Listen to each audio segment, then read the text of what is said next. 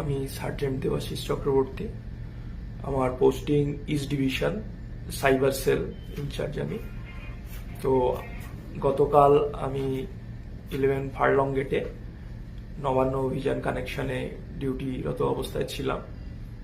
আমাদের ইস্ট ডিভিশনের সাহেব ডিসি শ্রী আরিস বিলাল আইপিএস, ওনার ট্যাগ টিমে ছিলাম। তো আমাদের ওখান থেকে ইনস্ট্রাকশন আসে যে আমাদের স্ট্যান্ড রোডের দিকে, গোয়ালিয়র ঘাটের দিকে মুভ করতে হবে। আমরা রেড রোড ধরে স্ট্যান্ড রোডের দিকে যাচ্ছিলাম। তো ইডেন গার্ডেনের কাছে একদল প্রোটেস্টার, তারা রাস্তার সাইড দিয়ে ছিল।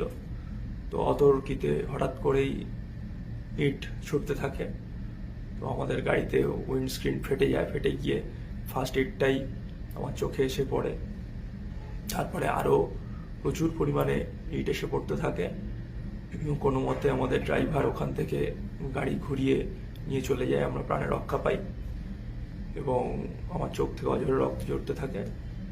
তারপরে আমাকে ওখান থেকে পিজি হসপিটাল এবং এখানে শঙ্কর নেত্রালয়ে নিয়ে আসা হয়। বর্তমানে এখানে চিকিৎসাধীন। মা চোখে দেখতে পাচ্ছি না সেরকম, জানি না কতদূর কি দেখতে পাবো ভবিষ্যতে।